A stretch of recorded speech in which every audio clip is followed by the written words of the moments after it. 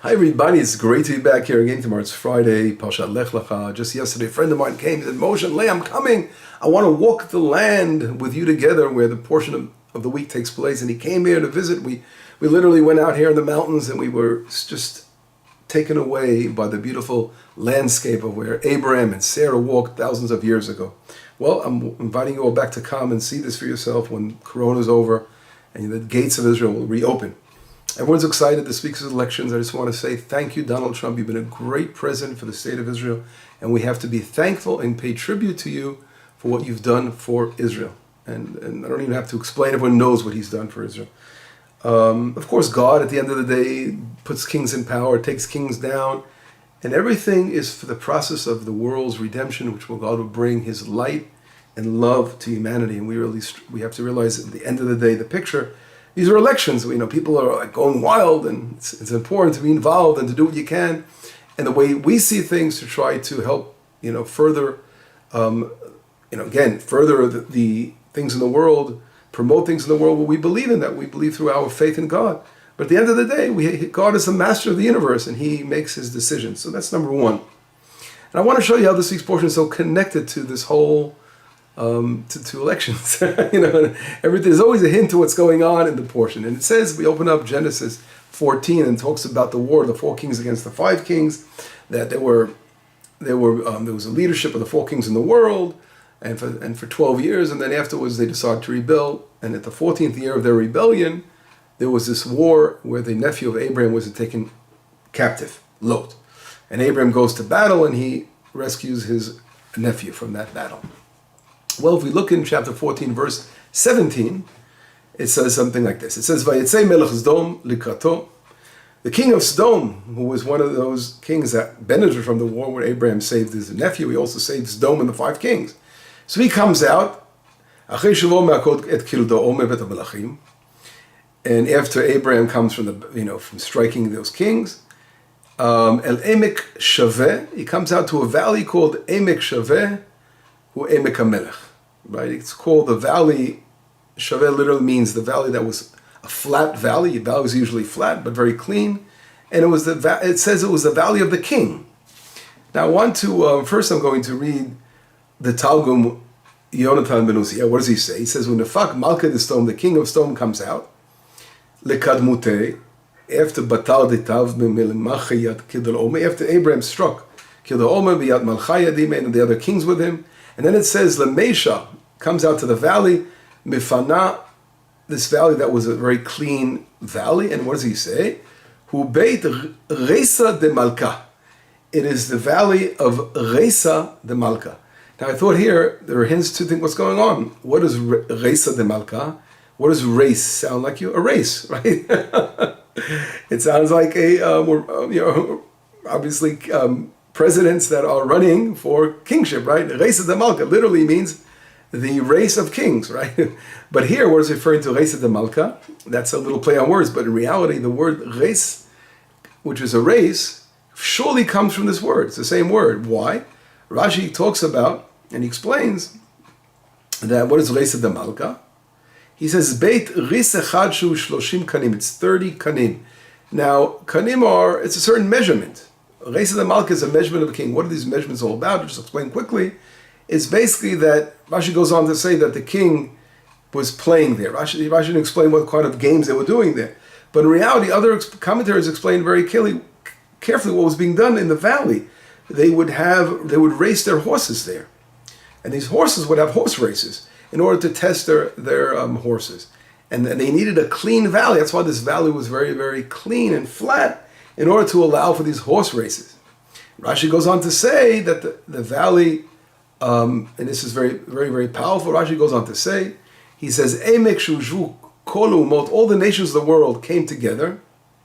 V'melichet Avraham. So here they put in a ballot. There was a ballot done over here. All the nations come together and they put in the ballot box, who was the president they chose? Abraham. And he uses those exact words. They gave Abraham the ballot, to make him literally it says the president and chief officer, right? It says Nasi in Hebrew is president, Katzin is the officer. So he was like the head of the army, right? Right. It sounds familiar, doesn't it? The officer in chief, or whatever those words are, referring to president. But I'm saying here it's fascinating. In Reisa, a race, the Malka, the race for the kingship. Who was anointed? Who was chosen here at the end of the day? All the kings after Abraham went to battle, they all anointed Abraham and said, you are going to be the king over all of us. And Abraham was appointed in this valley of Reisa de Malka. I thought it was fascinating. I think it's a no powerful hint what's going on over here. But it's also very, very interesting. And Abraham's response, the Midrash goes on to teach us. What was Abraham's response about being anointed king over here? Abraham says, no. Abraham says, I don't want to be the king over you all. There's only one king in the universe, and that's God. Abraham comes along and says, we have to all believe in the God of the universe. He's our true king. And only once, so in reality, when that thing is first accepted, that we all accept upon ourselves, Hashem as being the king of the universe, then okay, we need leadership. We need people, practical leadership. So Abraham was really teaching the world, all these kings that were coming to him and saying, you're going to be king. He was really saying at the end of the day, we are servants of God, and God is the true king over all of us. And I want to stress this fact. If we look, there's a Mishnah in the tractate, one of the tractates of the Talmud called Sotah.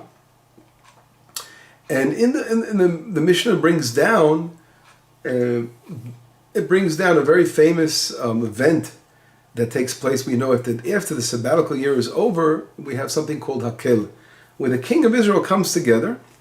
He brings all the people of Israel to gather on the holiday of Sukkot, and they get together, and the king reads the Torah. He reads from the Torah. And this is done once in this cycle every 7 years after the sabbatical year is over.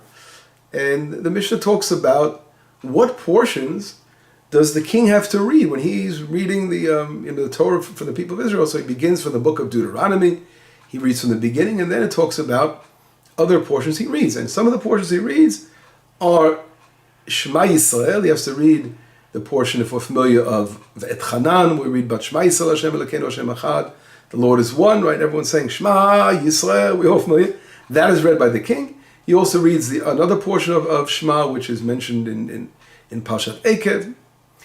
And then he goes on to read about Masrot. I'm not going to go into all the details of what he has to read, but it's very, very interesting. And then, finally he reads the Parashat HaMelech. In the book of Shoftim, it talks about appointing a king over Israel. What it is, Som Tafsim is a commandment that you must have a leadership, you must appoint a president over your country. Israel is commanded to appoint a king. It's a mitzvah to have a melech, and he reads that there as well. So my question is, in this Mishnah itself, we see this fascinating lesson, exactly what we just learned here from Abraham. Is before the king reads about himself, what it is, the commandment of appointing a king of flesh that is going to rule over Israel, we first have to realize there's only one king that rules over the universe, and that's the king, God. And that's why we say, Shema Yisrael, Hashem Elokeinu, Hashem Echad. That's why the king must first say, with all of Israel together, unify God. God is our true leader. And only when we have that in mind do we add, we talk about a king who is a human being, the king of Israel, who will rule over the country and be an emissary. Because we must realize that we don't base our kingship and our leadership over the God of the universe, right? As in God we trust. We have to have that faith in Hashem. And if we trust in Hashem and realize that He's above all of us, and we are just His servants that are following His word. And that's why the king here, when the king once every 7 years gets all the people of Israel together, and they come out and they come out over here to strengthen the kingship. The whole point of the king coming out and talking about what is to have a king is, in other words, to strengthen the king, right? What strengthens the king in that way and unites the country. But realize we're always first united over God of the universe, Hashem Yitbarach. He's our true king. It's very, very important to stress that. Now, obviously, we see some very powerful hints, and I think it very clearly hints to what's going on, elections going on in the world, but realizing what's behind the scenes, as I mentioned in the beginning, that God is the king. And if we have that in mind all the time, and faith in Hashem, everything will work out well. And here I want to show you something, another fascinating thing. The Midrash talks about who was this person. We know, I'll read going back to 14 in Genesis 14. It says in verse 13, it says, "Vayavo palit." a person who survived battle comes along and he tells Abraham, your nephew has been captured, right? So who was this person that comes along to tell Abraham that his nephew has been taken into captivity? So the Midrash talks about, Rashi brings it down, this was none other than Og Melech HaBashan. It was Og, who happened to be the king of Bashan. Later on we meet in the Torah, in the book of Numbers, and later on at the end of the Deuteronomy, the end of the Torah, after 40 years in the desert, the battles that Moses goes through with Israel, and that's that same Og that's here. What is he doing alive over here? Well, our rabbis say this was Og, and it's a very, very deep concept. We don't have to take every midrash literally, but we have to understand the deep concept behind it. The fact that Og is mentioned here, and later on that same Og that Moshe Rabbeinu wars against, it's an important, very, very important thing to connect between the two sides. And we'll see in a moment what I'm talking about. So rabbis say Og comes along and tells Abraham that his nephew was taken in captivity. Now, why did Og do this? Well, Og had a bad intention. I mean, it wasn't, his intention was that Abraham would go to battle and he would be killed in battle and then be able to take over. Sarah marry Sarah and take over the world and his leadership. Now, other midrashic sources say that Og was Nimrod. That was that same person, Nimrod, right, who was that. So it was, again, we see that there was two kinds of directions in the world. One, Abraham, who was trying to talk about the unity of God and to focus on man, the goodness, and to be, to build a society over, that there will be one king in the universe, that we will serve God in the world. And then you had those who were doing evil in the world, Nimrod and Og. They had a different idea about how the world has to be built and developed. At the end of the day, it worked out for the better. Why? Because Og comes along and he tells Abraham that his nephew was taken captivity, and Abraham goes out and wins the battle, and he rescues Lot. And from Lot, Messiah comes later on. We know from Lot, we know from that whole relationship with his daughters, as we all know about, who was born at the end of the day from Moab. That's where Ruth came from. And that's where King David comes from. So if it wasn't for Og coming along, although he had bad intentions, but coming along and telling Abraham, your nephew's been taken captivity, all those events wouldn't have taken place. So the merit comes to Og, Melech HaBashan, this evil king. At the end of the day, God pays him back, and the Gemara, the Talmud talks about how he gets paid back for what he did, and that's why he lives a long life, for what he did of taking care of making sure that Mashiach would come, Messiah would come, although his intentions were bad. So we see that God doesn't let anyone go unrewarded, even if his intentions are not for the good intentions. He had bad intentions. But the fact that it worked out for the best, it was amazing. He got rewarded for that. So all the more so, when someone intends to do good and does good, how much will God reward him for those wonderful actions that he does? So we see here a fascinating thing of who this Og was. The Midrash really develops it even more. It talks about how Og was present at the Brit Milah, the circumcision of Isaac, and how he wanted to kill Isaac, and how at the end God told him, you're going to witness and see how the children of Israel grow and develop. At the end of the day, you're going to fall in the hands of the children of Israel. That's what happens when Moses strikes him down at the end of the 40 years in the desert. So this is a very, very fascinating thing of Og Melech HaBashan, and we see coming along and trying to eliminate Abraham in the world. So here I think, if we look here and try to focus a little bit on that concept, on the Midrash, there's also, before I say that, I want to say one more thing. It talks about something fascinating. It says that in the book of Deuteronomy, in chapter 11, talks about the bed that Og slept on. And it said his bed was, bed was huge. It was like 9.5 meters long. Think about how tall he was. That's what his bed was, of Og Melech HaBashan. And why does it describe his bed? Well, in reality, his bed in Hebrew, the word used for metal bed, had a metal bed of Balzel. Balzel stands for it's the first letter of each one of the names of the mothers of Israel. Balzel is Bet is Bilhah. Resh is Rachel. Zayin is Zilpah. And Lamed is Leah. So, in other words, his whole bed became the bed of, we can see this way, it's fascinating, because what he did to save the life, at the end of the day, of Lot, which came, not only that, he was rewarded by God, and that because of that whole thing, the fact that he saved the life of Lot, from his bed we see Israel came out, right, out of his work. The Messiah was going to come to Israel to redeem the world, came out of that, of Og Melech Bashan. So I thought that was also hinted in those words, which was fascinating. In Balzel, that all the Imot of Israel, at the end of the day, he's going to be punished by, of course, the seed of Israel, but he will be rewarded.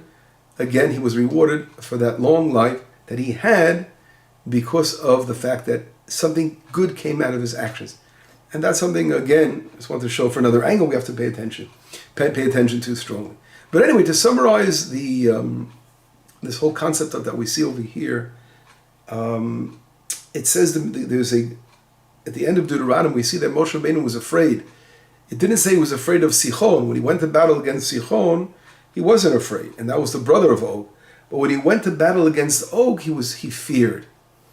And the Talmud says, why is Moshe Rabbeinu afraid for? And the Talmud says, because he had merit. Moses saw that he had merit. The merit, again, of causing the fact that Messiah came out of the seed of Lot, again, that same fear we just spoke about, the same merit that we just spoke about. So we see this was so powerful. It's not something to take lightly. When someone does a good deed, it is very, very powerful, and God is very, very exact in giving back the reward for someone who does a good deed. And these are to evil people, so I want to say. And now, taking all this together, and adding into what the current events are all about, is the fact that we have a president of the United States who is a legitimate, true friend of Israel, has done tremendous things for the state of Israel. And if we're going to say, there is no doubt about it, what his kindness that he did to Israel and showed Israel, God will reward 1,000 times more what he's done for Israel. Those good things that done for Israel, and the good things that will come out of his actions for the state of Israel will be rewarded in a tremendous way. And I don't know how we don't know how that's going to be done. It doesn't mean that he's going to surely win the elections, but there's a good chance he will because of it. But it doesn't happen that way. In another way, he will see great reward for his action, because here his intentions were good intentions for Israel, a true friend for the state of Israel. We see that his father, I saw an amazing clip explaining how his father himself built a synagogue for Holocaust survivors. It was fascinating, very moving clip of how in his family showing that love to Israel. So for sure, God is saying, those who show love and kindness to my people, as we read about this week's portion, those who bless Israel will be blessed. There's no doubt that he blessed Israel, he deserves to be blessed for sure, and he will be blessed. God will not allow him to go unrewarded for what he's done. And I thought about also, if you think about this week's portion, it says, God says, I will bless those who bless you. Well, if you look in the numerical value, again, it comes out to Og Melech Bashan. Og, the king of Bashan, is the same numerical value as I will bless those who bless you. And here again, Og didn't have good intentions. So think about again those who have good intentions and how God will reward all those who have good intentions for standing up for Israel. But anyway, I thought this would be fascinating to show you how, we'll try to quickly summarize, is that when, first of all, the king, we see in the beginning of the portion, everyone wanted to make Abraham king. Abraham is saying very clearly, there's only one king of the universe. First of all, we have to realize that God is the king. And, politics are important in the world, to lead, to develop the world, but we have to realize only after we accept the fact that we trusted God. Once we have that basic principle of trusting in Hashem, then we have to do our job to try to build the world and make the world a good place to live. We as a Jewish people have to further to being a light to the nations and do what we have to do. But that's the order of the things. But the other lesson we learned today was that evil people like Og Melech Bashan, that he was became again, he was a king, right? He became a king Og. He became this king only because of the merit that he saved. He caused the saving of Lot, which eventually brought about Messiah, King David, and God revealed him. God rewarded him as being king in this world. For many years he lived a long life and was a king. Because of that, he was appointed king for that purpose, for the merit that came out of his actions, although he didn't even have intentions for it. So what I'm trying to say is that a president like Donald Trump has great intentions for Israel, and therefore there's no doubt he'll be rewarded for what he's done, How exactly? That we don't know. We can't say what prophets say or prophesize what's going to be, but my feelings are good. My feelings are positive, optimistic. But anything that happens is going to be for the best anyway. But anyway, we'll know soon enough what's going to be. So have a beautiful Shabbat, and let our actions be not only bring good outcome from our actions, but let us have the proper intentions for our actions, that we do things for the sake of doing the right thing in the world. And that will truly bring our redemption. Shabbat Shalom, Besarot Tovot, Yeshurot Benechamot.